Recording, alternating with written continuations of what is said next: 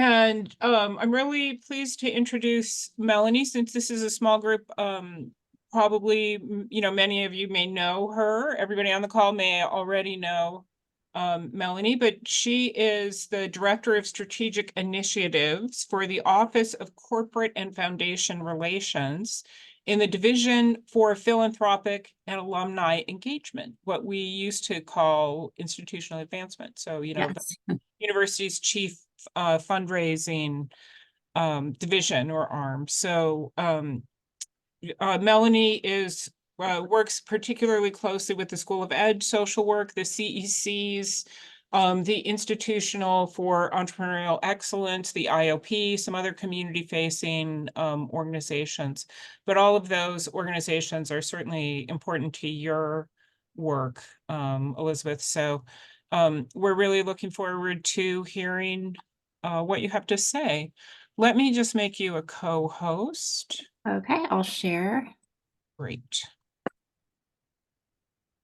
I don't have too many slides, but it does help to put a few things on the page just because it can seem like a lot of information.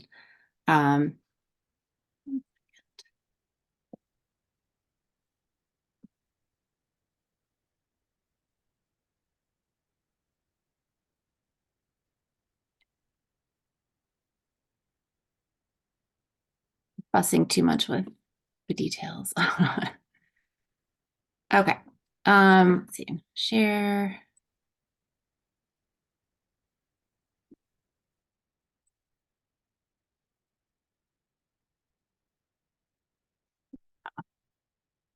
Okay.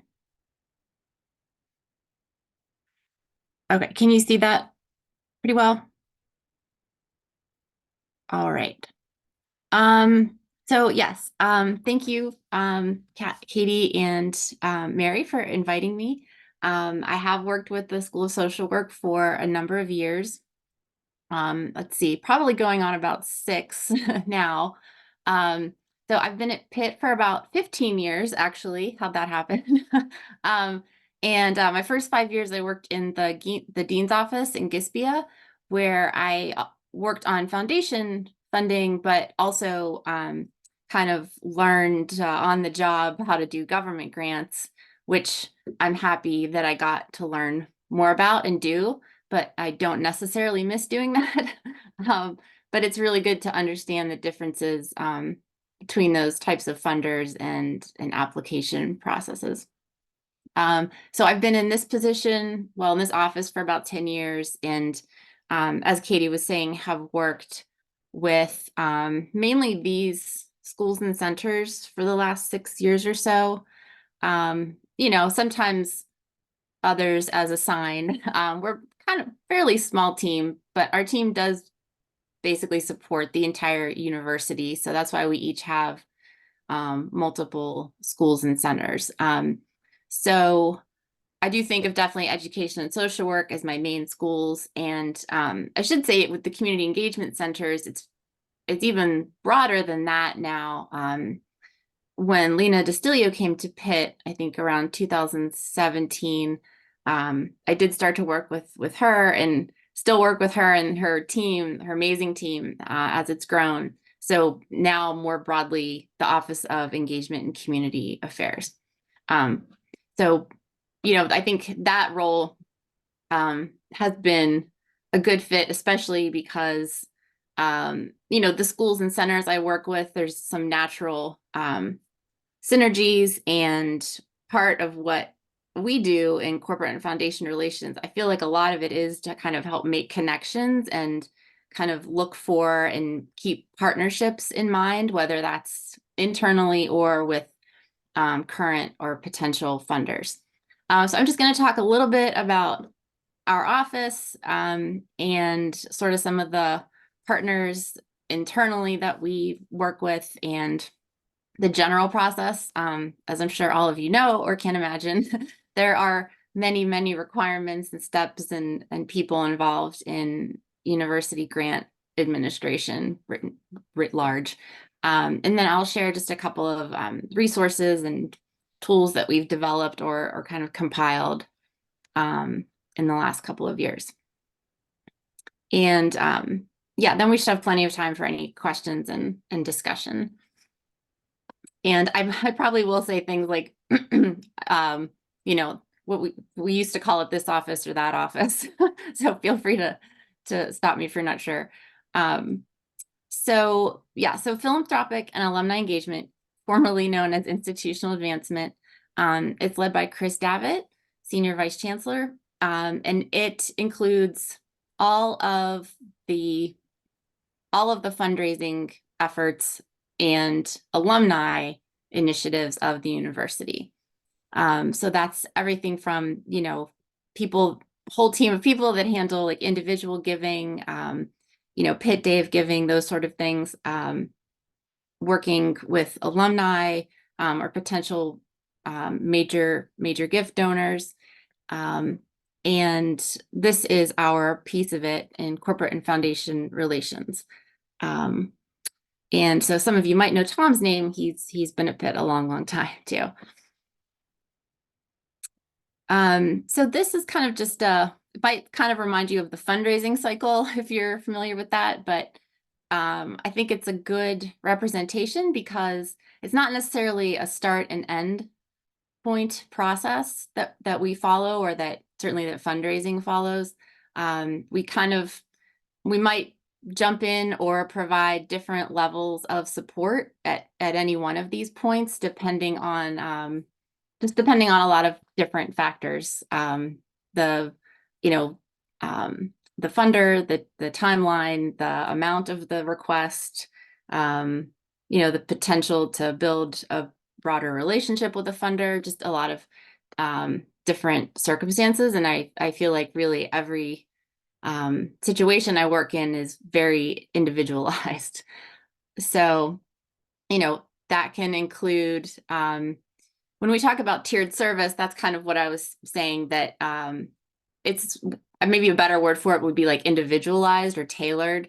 So if you kind of have some ideas and you want to talk about, you know, how to make that into something that's grant fundable, or talk about what parts are fundable maybe by a foundation versus the federal grant, that's great. That's always usually a point at which I might say like, oh, so-and-so in, you know, education was also working on, you know, with this age group. Is that related to what you do?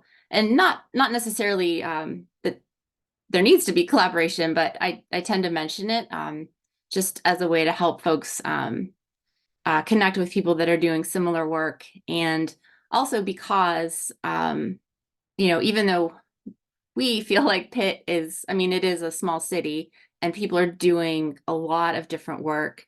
Sometimes a funder will look at Pitt and will say, well, gee, like, aren't you working with so-and-so on that program that's also, you know, working with high school students after school or something like that.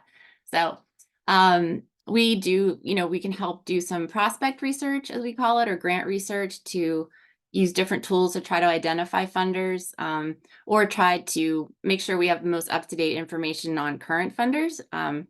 As some of you might know, you know, foundations, well, really any funder, they're responding to not only sort of their guiding mission, but also sort of different trends and issues that come up over time. So we try to stay up to date on that. We review a lot of application guidelines and requests for proposals. It's always good to have more than one or two people reading those, because there are many details in the fine print, and those are going to be things that are important also as you know, process the grant request through the university. And, you know, as far as writing and editing, like I said, I have worked on and edited, you know, 30-page research proposals for the NSF. I've helped to write 2-page letters of inquiry to a local family foundation. We try to just help the faculty or the PI think about the audience and the, you know, their interests and goals, and how to make the project, try to talk about the project in that light. And sometimes helping decide if something is a good fit or not, just whether it's worth pursuing, because obviously preparing applications and such is a time investment.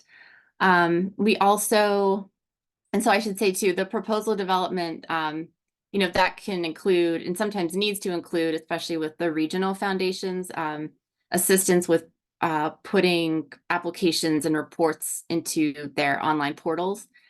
Pretty much all of the regional foundations, probably most of the nationals, it's pretty much all submitted online now. And so, for the federal grants or public grants, that usually the Office of Sponsored Programs has to submit those. And with us, it's kind of case by case, I should say. So we also help with stewardship in terms of, if there was any kind of language in the grant agreement as to what, how the foundation's logo can be used, or, if they sometimes will say in the agreement, we welcome publicity, but we would like to see drafts before anything is sent out. We can help facilitate that. Certainly help with planning any visits or meetings with funders.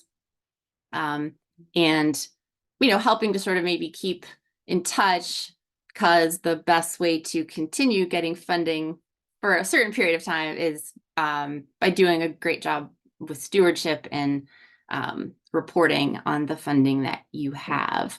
And so again, helping with editing, sometimes, maybe helping to think through with the grant administrator or financial staff, like what did we say in the proposal versus what is the final budget looking like, and how is there anything we need to explain, or ask for a no cost extension of the grant period. We could help at any point almost. Yeah, so this is some of the, I guess we would say, our added value to the experience. I do think over time, like I have colleagues, like I said, that work, I should pull up my bio website, but who have worked in the health sciences, for example, for a long time. So they know those funders, and they have an understanding of the research and programs happening in those schools. And I think I have a pretty good sense, although always trying to keep up to date on, new projects and changes and directions in the schools and centers that I work with also. So this is just kind of more specifically listing the types of funders and organizations that we work with. These, regional foundations, meaning that can be like Heinz Endowments, R.K. Mellon, Pittsburgh Foundation is community foundation, but it's also like an independent foundation in sort of different piece of their grant making. So corporate foundations and corporations, again, some of this comes back to the different schools and centers we work with. Like I have colleagues that work in engineering and health sciences and computing and information that work very frequently, if not predominantly, with corporate funding. I work more with education and social work and community projects, so I tend to work more with foundations. But it's not, we would be working with the same person all the time. We often call on each other's experience and expertise. Actually, I'm going to skip ahead real quick. No. Sorry, I missed a slide somewhere. Give me one moment. I feel like I have a better slide about this. Hold on.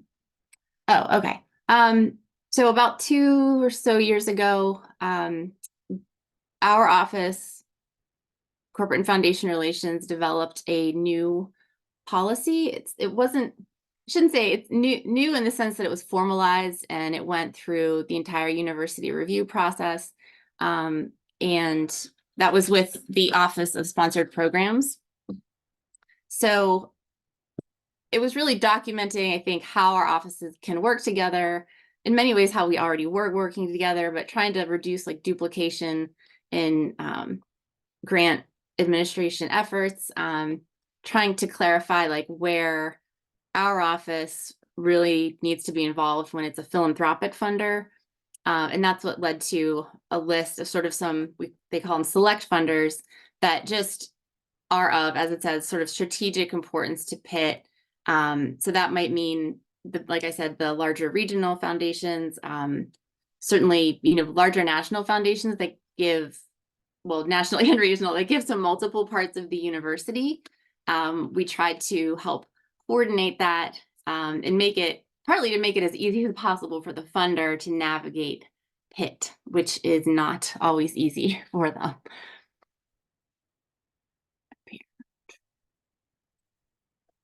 So that's kind of what this is showing. I'm definitely not going to open the policies for you, but there's links in this, and I'll be glad to share it, just so you're aware kind of some of the principles and the steps that are guiding staff like me or your grant administrator in the process of helping you submit and manage the grant applications. Like I was saying, these are just some examples, and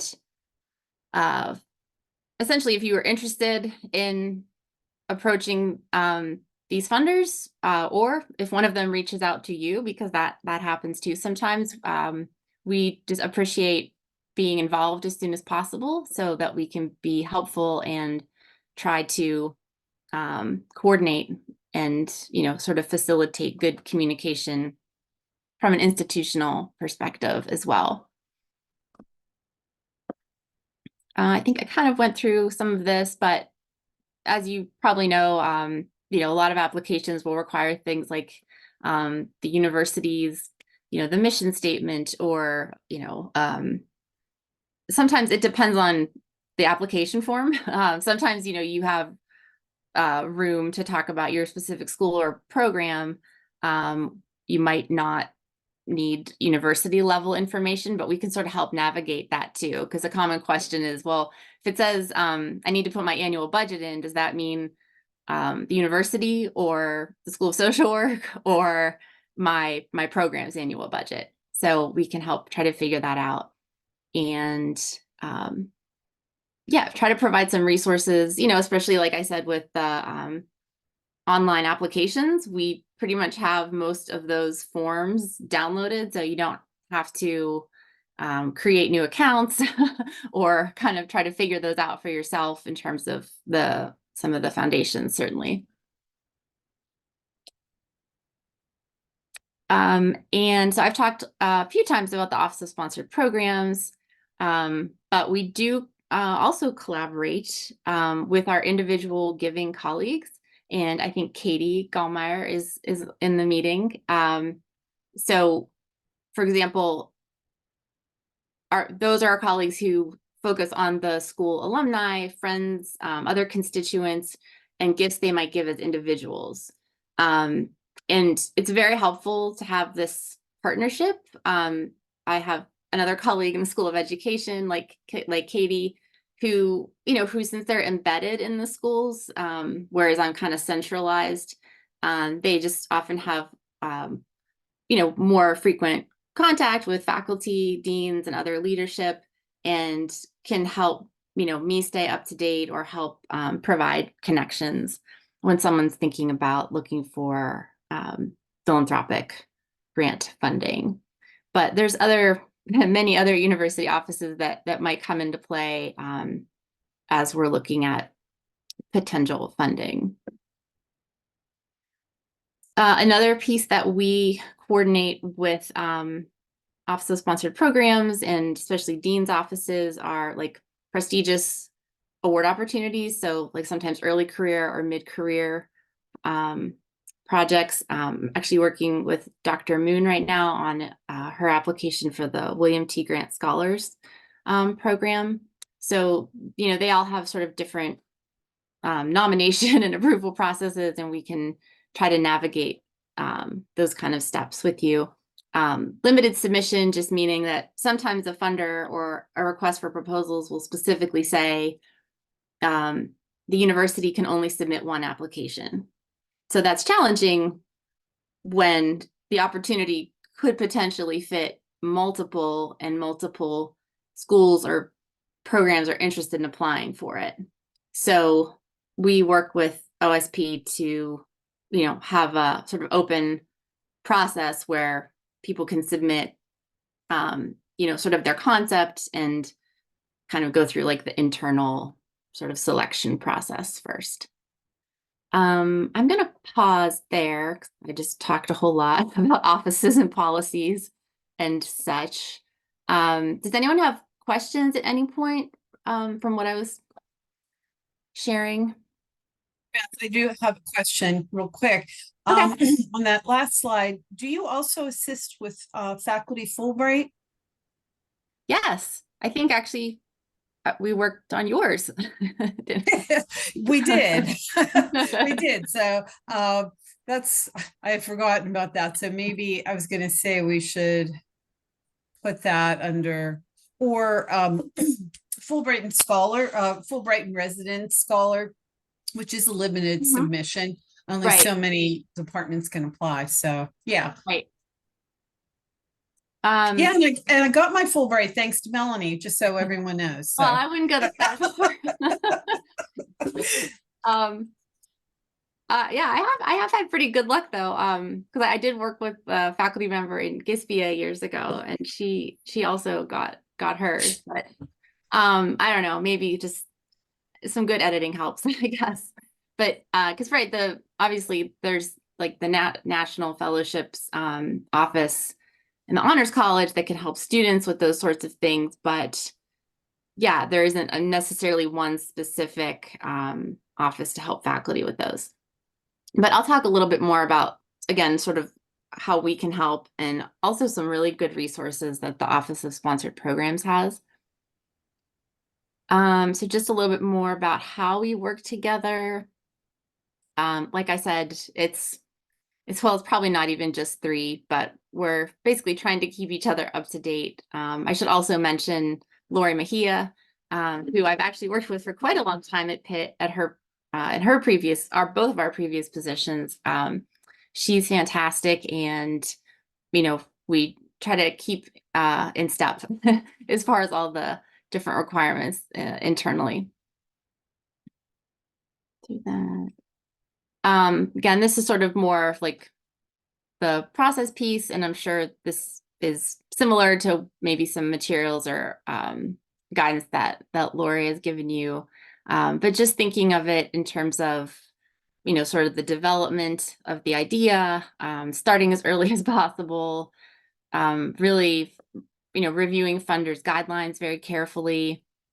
And I'll talk a little bit more about some ways to kind of research grant opportunities, and it helps to sort of always, we can help you look, but if there are ways that you can set up sort of searches and alerts that come directly to you, you just can't have too many people keeping their eyes open, because for as many emails and alerts as I get, someone sent me an RFP yesterday that I thought, how could I have not seen this? And of course, they're always due in a week or two once you find them. So, yeah, some of you might be familiar with all of that. I'll talk a little more about some of these resources. This sheet, let me open this real quick.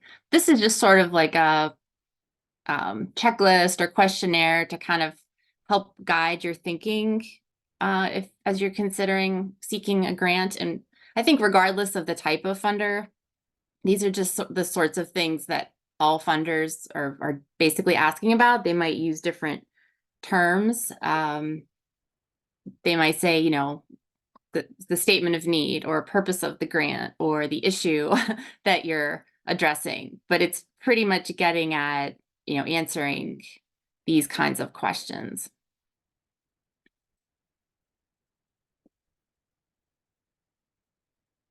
Pivot is a great grant research resource that we all have through Pitt.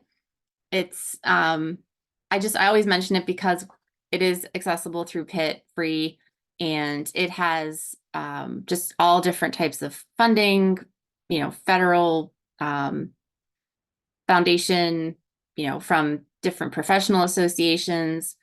There's a lot, and you can set up like your profile. You might actually already have one in there that, sort of not pre-filled out, but it might be there because you are a staff or faculty member at Pitt. But you can, put your sort of keywords, your interests, the types of funding, and get, some email alerts occasionally that might give you some new ideas.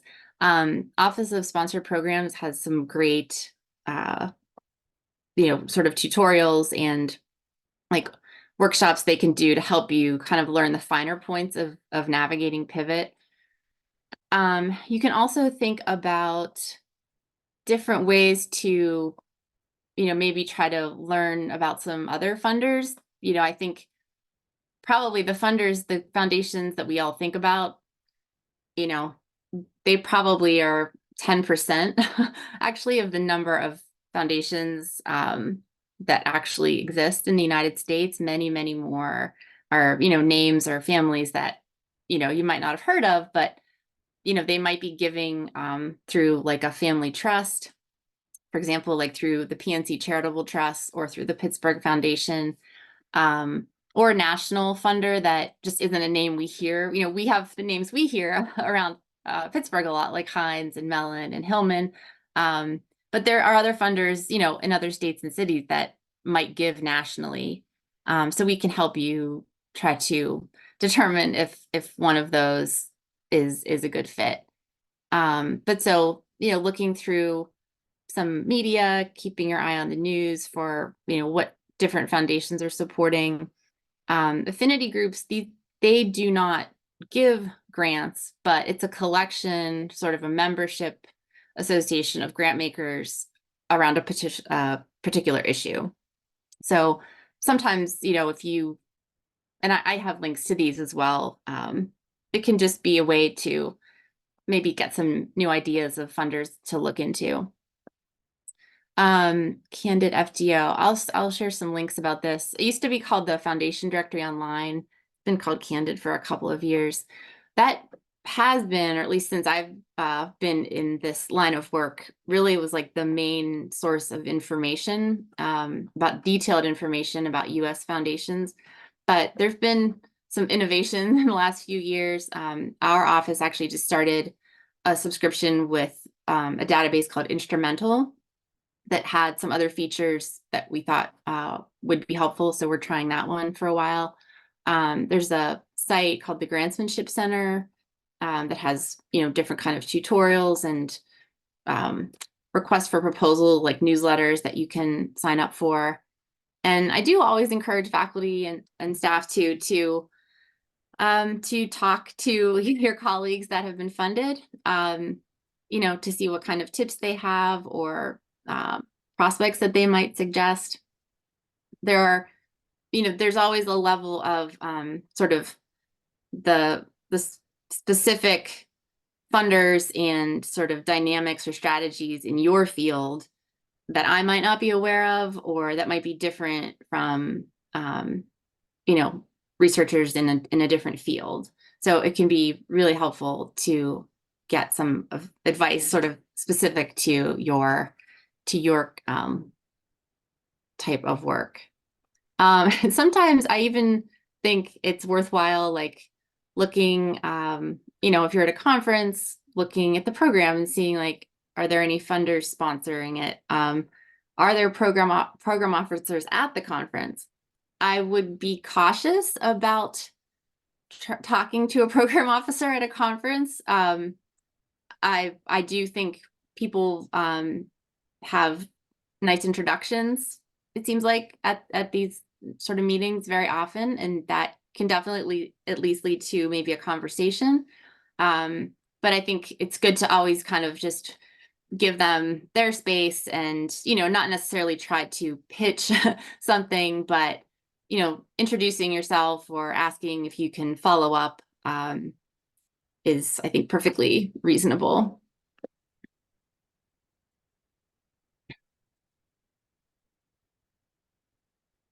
I've probably said a lot of this, but again, planning ahead is really important. Like I said, I work with Lori in other offices to try to make it so that all of the requirements and different steps associated with preparing applications are as easy as possible for you, and you can focus on, like the content and the research design or the program description, and we can help with some of those supporting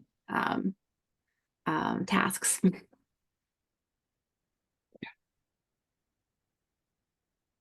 These are some of the resources, links that I wanted to share. A few more things from our website that, just might be a little bit more about sort of the process and how we work. Oh, this actually is another good one. Hold on. One of my coworkers put this together. Web of Science, I've heard about this one. I haven't used it very much, but just links to a few more if you wanted to check these out at some point. Philanthropy News Digest, I did suggest you can sign up for like their RFP alerts, and I get an email every day that probably lists 2 or 3 RFPs, and maybe once a week there's something that I think could be relevant. But it's just, it again can be a way to sort of learn about new funders, maybe national ones that we wouldn't have known about. And let's see. Right, so actually we could pause here. I'm happy to answer some questions, and we could talk about any specific projects or other ways that you think that I could be helpful to you all. I see a question in the chat from Mary Beth about Candid, and she had some problems getting onto it from her PIT account. Oh, okay. Yes, I can explain. You actually, so Candid Foundation Directory, I mean, they have like a free level of access, but it's very basic. Like anyone can sign up for it, but it will probably not, it's not going to do much more probably than tell you like where the funder is located, maybe provide links to their like annual 990 tax form, which is where even if a funder doesn't have a website, you should be able to find their 990 tax forms, which should list every single grant they've made in the past year. But so Candid FDO is subscription only. And like I said, that was a subscription that our department had for many years, but we're trying a different system.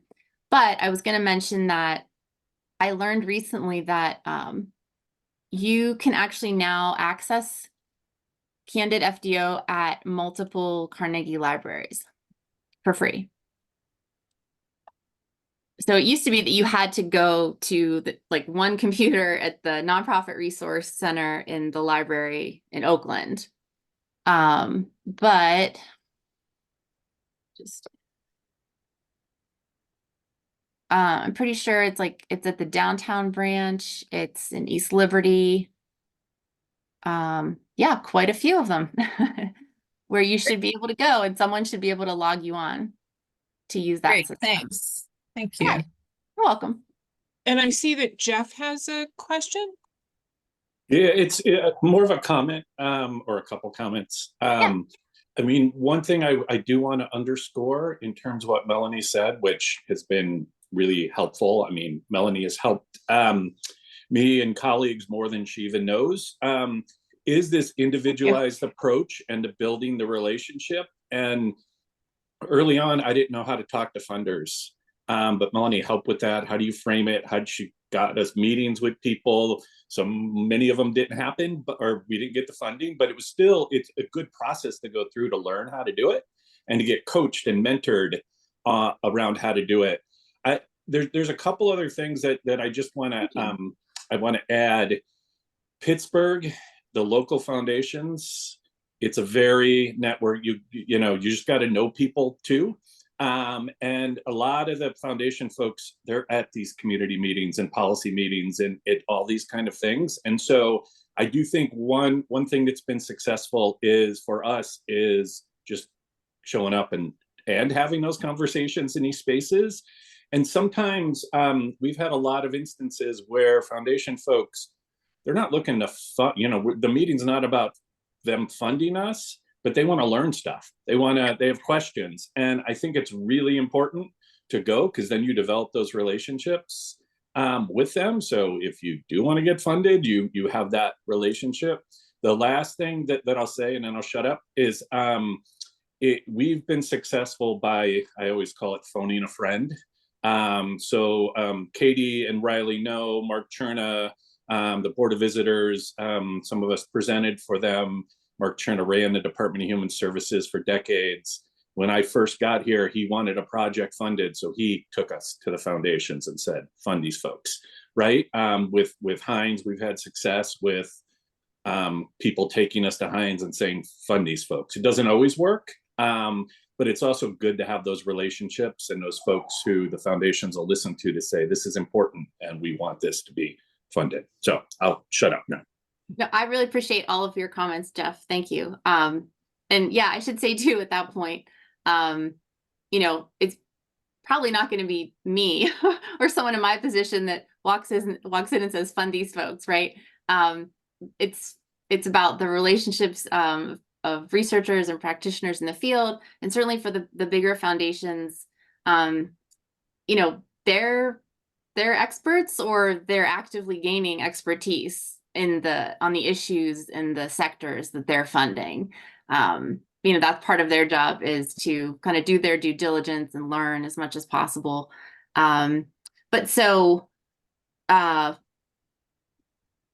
Realistically, when I talk about some of the select funders, really, really appreciate when our office is involved or aware, but also understanding that people run into each other at meetings, or a program officer might have seen your name in a news article and called you, and that's fine. That's we just try to kind of work with you and coordinate however things emerge, I guess I should say. So I have a couple questions, or I guess they're more kind of areas that if there's time, I'd love to hear you talk about. I know you have some more slides and some more planned remarks, but actually, I think I've probably said a lot of what's in the slides. So it's just the wealth of support and assistance and strategizing and editing and identifying funding sources that you can provide is, just fantastic. And so I was just kind of curious about, it must be hard to get your time too, because there's thousands of faculty members. And so I was wondering if you could talk a little bit about what are situations that went really well, and what are situations that you wish had gone differently, and what you wish had gone differently about it. Another thing, and so kind of just in the area of faculty members have an idea, an area they're passionate about. Do they go to you with just the area, and then you say okay, well, go look around on Candid and then see what you find and come back, or just kind of how the process works. Yeah. And then the other thing that we've had discussions about in our school are that grants that carry different levels of indirects have different costs for the school. And we talk now and then about there's a lot of evaluation that needs to be done. So, we're very community agency facing. They need to have evaluation questions answered. We need data, and we have those skills, but there's a concern that somehow those contracts are so much more difficult to manage. And, just sort of a general topic about how people manage that. Right. Anyway, that's probably also more than you have time left ever to talk about, but no, it's fine. Topics I'd love to hear your. No, I appreciate the question. I'll start. I try to take some notes, but just redirect me if I go away from one of them. Yeah, and people can raise their hands, or should feel like they can jump in. I mean, we're a small group, and people should feel like they can just jump in anytime. So examples of, sort of the process. I mean, I guess ideally, maybe, I would be connected with faculty or staff. And I do say staff because there's a lot of funding, especially around community work, where we might have a PI on the project, but it might be the staff, like a program director that I'm working with quite a bit.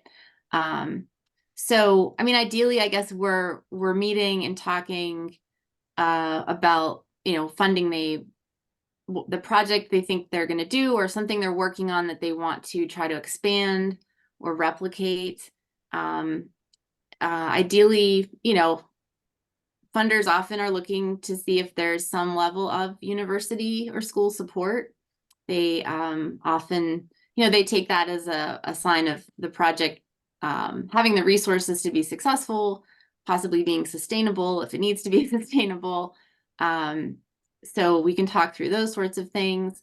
I can do some grant research. It's actually a part of my job that I like, but it is extremely time consuming. So it can be hard to do a lot of it for everyone that I work with. And so I am trying to kind of give people more tools, because like I said, it really doesn't hurt. It's better for someone to send you an RFP 3 times than no one sends it to you, right?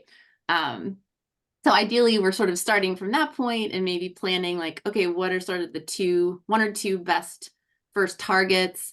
I will say if we think about like Heinz or RK Mellon, or even a smaller regional foundation, there's probably going to be some amount of like sort of internal conversations or sort of check-ins that I'll need to do probably sometimes before like jumping in. And it's rarely, if ever, no, you should not approach them. It's just sometimes a matter of knowing like what else from Pitt they're considering at the moment.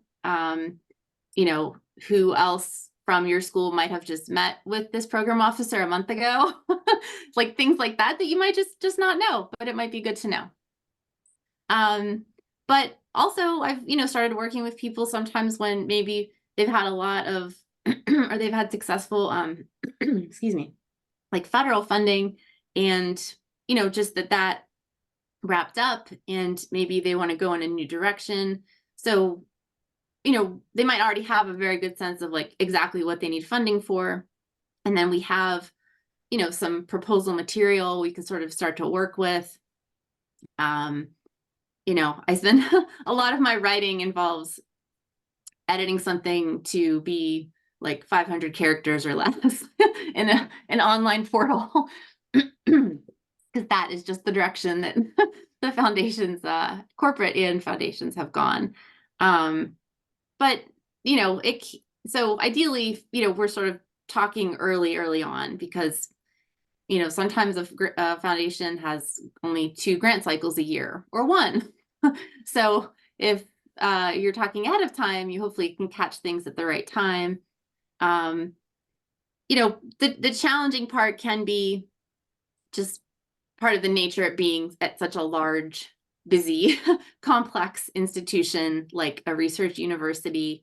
Like I said, there can be opportunities that come up that multiple people are interested in, and it can almost be easier if the funder says we only want 1 application, but they don't say that. And that can be good too, because there's a lot of great things happening and you kind of want them to know about all of the projects.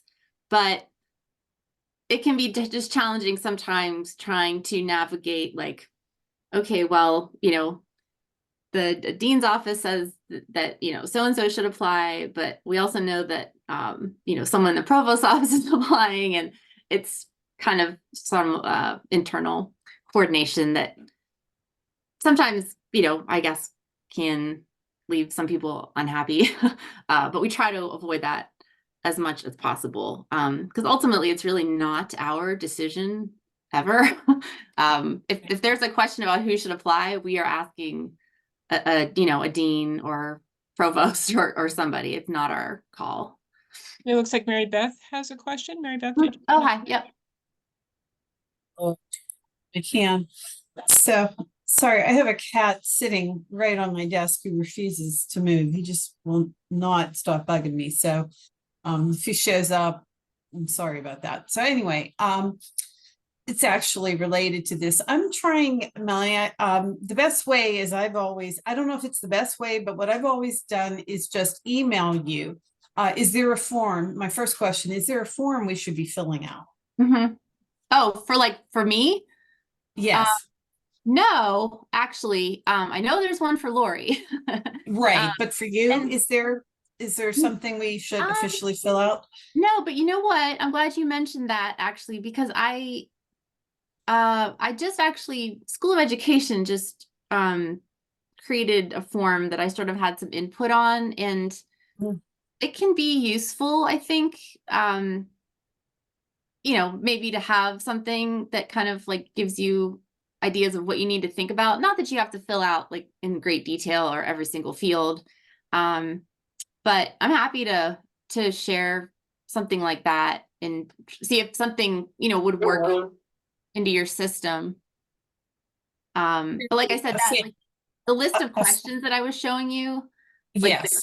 those, sometimes I send that. I have another version too that's a little bit shorter. Sometimes I send that if I'm just starting to learn about what someone's working on, and say, like, if you want to jot down some notes for me to think about before we talk, it's helpful. So sort of like optional tools versus a form. All right, because I've just always processed and working with you has always just been to email you. So I wasn't sure if that was the correct process or not. The Yeah, other that's fine. thing, okay, the other question I had is I was, as you know, I've been, looking for, we are starting to do or trying to do more evaluation, which of course has its challenges with Yeah. the indirect costs and the schools, we're not necessarily set up. I mean, we have a different kind of approach to funding. But anyway, aside from that, what was I going to ask you? Oh, I know, I was looking to see the foundations we approach. I'm interested in helping the Humane Health Coalition that treats both humans and animals do their evaluation in their first year. And I noticed that the SCAFE Foundation we have a list of foundations that we approach. The person who is sort of in charge of SCAFE right now is a big sort of animal person, and they funded the Humane Health Coalition, and I thought, well, maybe they'd be people to approach for an evaluation. Are we held to that list? I mean, I noticed, for example, Highmark Foundation isn't on that. SCAFE isn't on that. Are there some foundations that we shouldn't approach, I guess is the question. Oh, do you mean that select funders list that I was showing? Yes. Oh, Yeah. yeah. Here, let me pull that up and explain that a little bit better. And I did see your email about the SCAFE Family Foundation. And I did start looking at it. Hold on. Well, in these intersectional areas, it's hard to find funding. And sometimes someone will champion it. In this case, there's someone at that foundation who is a champion of that. And, but I noticed, there's some foundations that aren't on sort of the PIT list. And I wondered if that was because we've had bad experiences or they hate us or, we've had bad experiences. Yes. Well, sometimes I can tell you about, that sort of thing. So when we say select funders, this is not at all a comprehensive list of the philanthropic corporate foundation funders that support PIT. Okay. There's certainly, I can't even imagine how many others. Okay. This list, like I said, there's national and regional, even, FISA, Staunton Farm, Heinz. The idea of this list is that there are strategic reasons, either simply sometimes the volume of applications and funding going back and forth between the university, with the Heinz or, the Hillman Foundation. Sometimes like the McElhatton Foundation, there's multiple, well, Gates certainly is one, but even like a newer foundation like this, they're funding multiple parts of the university, and that can take some coordination. Sometimes we are aware of less than positive experience. So actually you were mentioning, obviously a lot of these foundations, like the local families, there might be multiple. So you mentioned the Scaife Family Foundation, but I think that it's Scaife. So this is a Scaife Foundation, but it's not necessarily the one you were mentioning. But I mean, for example, just there was a situation, I really don't know all the details, but they do not want applications from Pitt anymore. So that's the sort of thing where it would be really good if somebody was interested, if I knew first and could say, like, that's not going to be useful, please don't. Let's look at some better suggestions. Does that make sense? This a little bit more? Yes, thanks. Okay. Yeah, and so again, I sort of mentioned this too when Jeff was talking. Ideally, if we can have, some role or part in the strategy of communicating with the funder or setting up meetings, that's ideal. That's just not how it happens all the time. And we will just work together however we can. And it looks like we're coming up on our time, but just really the depth of knowledge and the wealth of materials and support that are available is just really inspiring. And so I think that people on and the people who we talk to, should be looking for opportunities to either work through their department to approach you or, approach you about what they'd like to get funded and get ideas from you about how they can get started. Including just like you were saying, it's pretty time intensive to be resourcing opportunities, but even just your materials on how to get started researching that yourself, I think can be really, really valuable. Yeah, and I'm always happy to answer questions or point you towards a good, another resource at Pitt. I do really want to highlight real quick our colleagues in the Office of Sponsored Programs. They have what they call now like the Research Navigator or the Research Concierge program. So I think there's a link to it. I'll send the slides. There's a link at the end, but they have proposal editing. They can sort of help with sort of strategic grants planning. It's just that when it is a funder, a foundation or a corporation, particularly if it's one of those select funders, we would really need to be also involved. So they're a great resource. And yeah, I appreciate the chance to talk with you all. Sorry, I probably didn't answer all of your questions, Katie. Well, I mean, they were just some more general topic areas. I knew there would be time in 10 minutes to address them all. I just really appreciate you sharing your experience and wisdom with us. Thank you. Thank you for the time.